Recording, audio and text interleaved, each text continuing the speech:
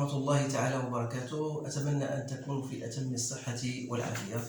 اليوم إن شاء الله سنقوم بإنجاز التمرين يتعلق بمادة الفيزياء أولى بكالوريا، والذي يتعلق بمبرهنة أو تيوريم دو لينيرجي السينيتيك، الطاقة الحركية.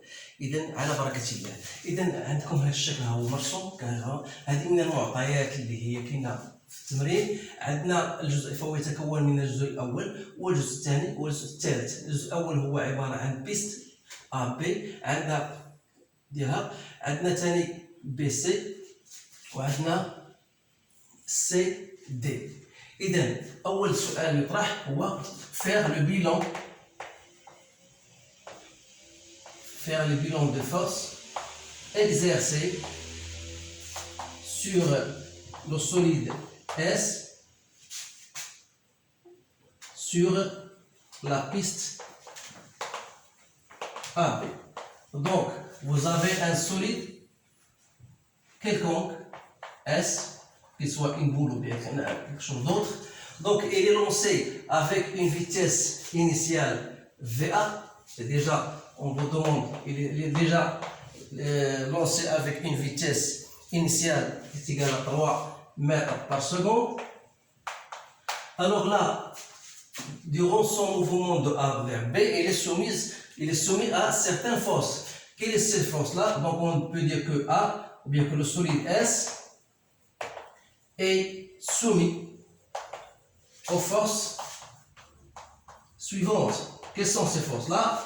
Il y a le poids, c'est-à-dire le poids du corps.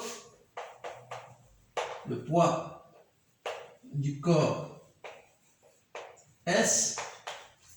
Il y a la réaction R, c'est-à-dire la réaction du plan incliné.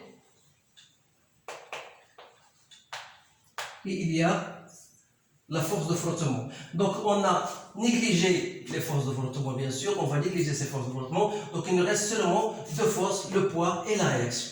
Donc si je voudrais représenter ces forces-là, donc la première des choses, le poids est toujours, je me dirige vers le centre de gravité. Voilà le poids P et voilà la réaction R qui est perpendiculaire, bien sûr, au plan incliné. Voilà le bilan des forces exercées sur le corps S.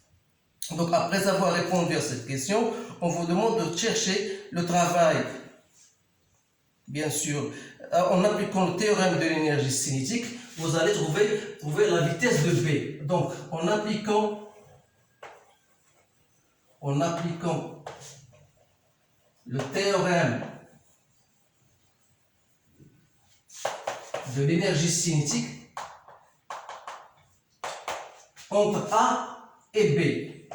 Qu'est-ce que dit le travail de l'énergie cinétique? Le travail, la variation de l'énergie cinétique de A vers B, c'est le travail de toutes les forces qui s'appliquent sur le corps S durant son mouvement de A vers B.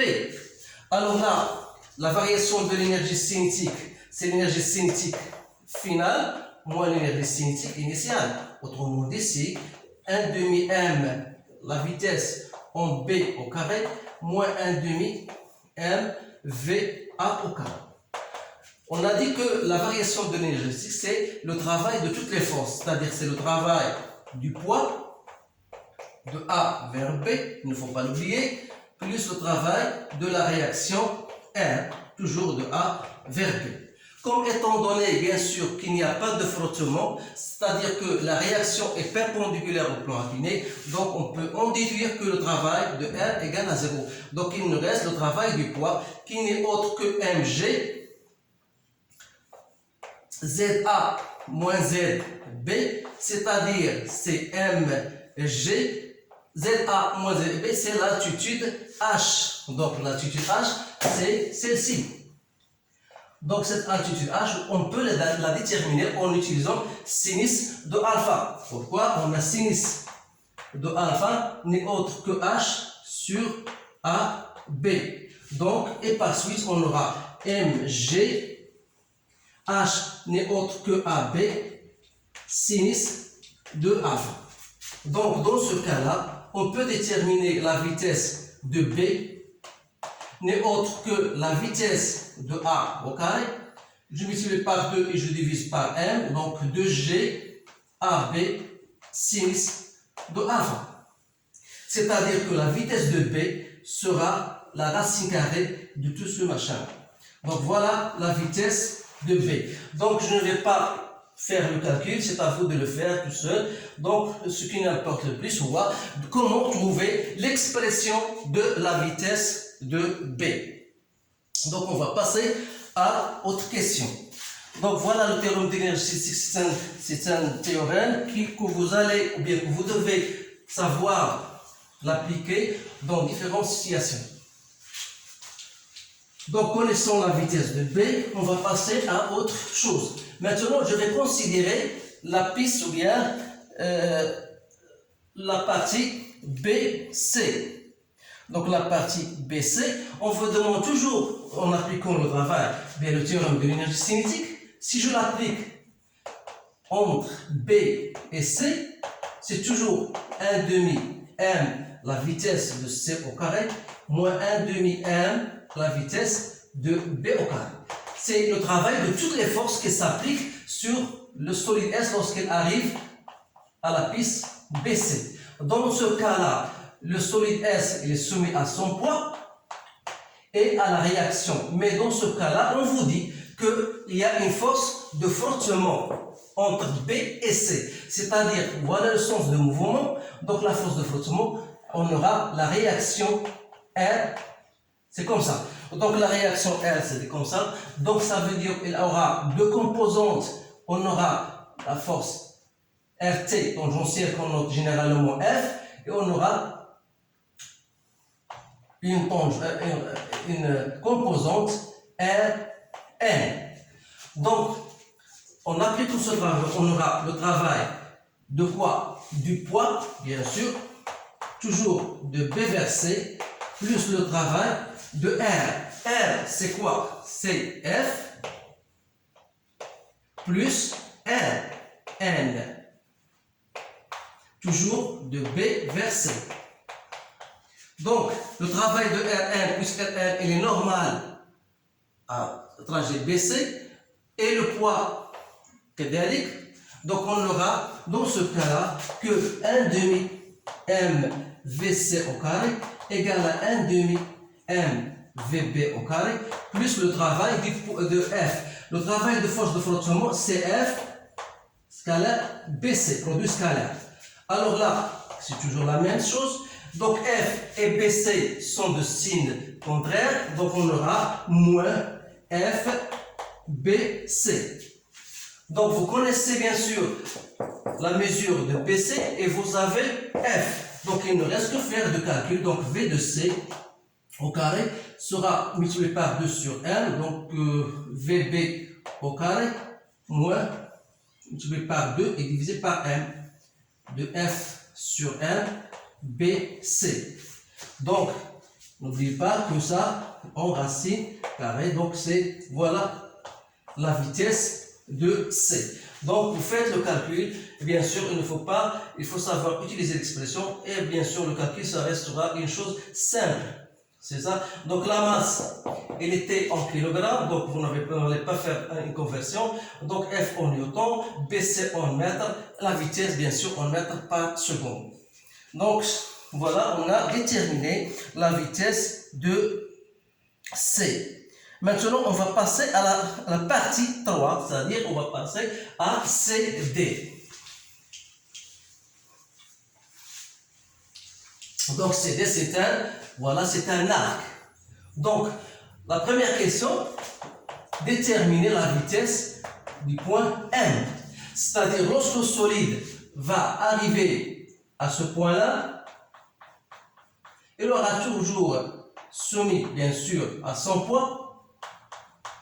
Et à la réaction, bien sûr, il est perpendiculaire puisqu'il n'y a pas de frottement ici. Donc, si j'applique toujours le théorème de l'énergie cinétique, entre les points C et D, j'aurai tout simplement, c'est la variation, c'est 1 demi m, la vitesse en m au carré, entre C et M, moins 1 demi M, la vitesse de C au carré. Tout ça, c'est le travail. De quelle force? C'est égal au travail du poids, bien sûr, de C vers D, plus le travail de R de C vers D. Donc, comme étant dit que R est perpendiculaire, donc le travail de R égale à 0, donc il reste le travail du poids. Donc, c'est mg, Z de C, on a de C vers M, moins Z de R. Donc, il faut déterminer Z de C et Z de R. Voilà le repère, voilà Z. Donc, d'après cela, on remarque que ZC, c'est quoi? ZC, voilà, c'est l'altitude, c'est voilà, c'est le rayon de l'arc, donc c'est R. Donc, il reste ZM. Donc, ZM, voilà le point M. Donc, ZM, voilà, c'est cette distance-là. Donc, vous savez que ces deux droites sont parallèles. Vous savez que ça, c'est l'angle d'état. Donc, pour déterminer cette hauteur-là, vous pouvez, bien sûr, déterminer sinus de d'état. Sinus de d'état, c'est Zm sur R. Et par suite, Zm n'est autre que R sinus de d'état. Donc, connaissant la valeur de Zm et connaissant la valeur de Zc, donc on aura Mg. Zc, c'est R moins R sinus de d'état. Je peux mettre R en facteur. Donc, R moins sinus de d'état. Voilà, j'ai terminé cela. Donc, je peux en conclure la vitesse du point M. Donc, la vitesse de M au carré égale la vitesse sera égale à la vitesse de C au carré plus 2 fois, je multiplie par 2 et je divise par M. Donc 2GR et je divise par M. Je multiplie par 2 et je divise par M pour aboutir à cette relation 1 moins sinus de d'état. Donc vous allez faire d'une façon un peu longue pour ne pas se tromper. C'est tout. Donc la vitesse de C n'est autre que, donc c'est la racine de tout ça. Voilà la vitesse du point M. Donc, la dernière question, c'est, bien sûr, voilà la vitesse de M. Quelle sera la valeur de d'état pour que la vitesse de M soit égale à une certaine valeur? On vous demande de déterminer quel sera l'angle d'état. Voilà la question. Quel sera l'angle d'état pour que la vitesse de M soit égale à 7 mètres par seconde? Alors là, d'après cette expression-là, je peux revenir à la vitesse au carré, qui n'est autre que la vitesse C au carré, plus 2GR 1 moins sinus de d'état. C'est-à-dire que 2GR 1 moins sinus de d'état n'est autre que la vitesse de M au carré moins la vitesse de C au carré. C'est-à-dire que 1 moins sinus de d'état n'est autre que la vitesse de M au carré v C au carré sur 2GR. C'est-à-dire que sinus de d'état égale à 1 moins la vitesse M au carré moins v C au carré, le tout sur 2GR. Et par suite, d'état n'est autre que la fonction réciproque, bien sûr, de tout ce machin-là, de 1 moins vitesse M au carré, VC au carré sur 2GR. Voilà le résultat final. Donc, d'état, vous avez tout le calcul de faire. Donc, voilà, vous avez la vitesse de M, la vitesse de C. Donc, vous allez que faire l'application numérique. Maintenant, je vais vous ajouter une autre question, bien sûr, supplémentaire. C'est que maintenant, il faut faire très attention à l'angle d'état. Si jamais, par exemple, on change l'angle d'état, c'est-à-dire, au lieu de le mettre ici, je mets ici d'état. Alors là, est-ce qu'il y aura un changement? Donc, lorsque je voudrais chercher, appliquer la variation de l'énergie cinétique entre C et M, toujours le travail du poids, bien sûr, travail du poids, en C vers R, et le travail de R, c'est nul. Ce qui nous importe, c'est le travail. Donc, c'est Mg, vous allez faire Zc moins Zm. Zc n'aura pas de changement, ça reste toujours R. Mais Z1, on va travailler par cosinus de θ. Donc c'est quoi? C'est Zn sur R. C'est-à-dire que Zn n'est autre que R cos de θ. Et par la suite, donc le travail du poids entre C et M sera égal mg, je mettrai R, 1 moins cos de θ. Et bien, vous remarquez bien le changement, bien sûr, qu'il y a entre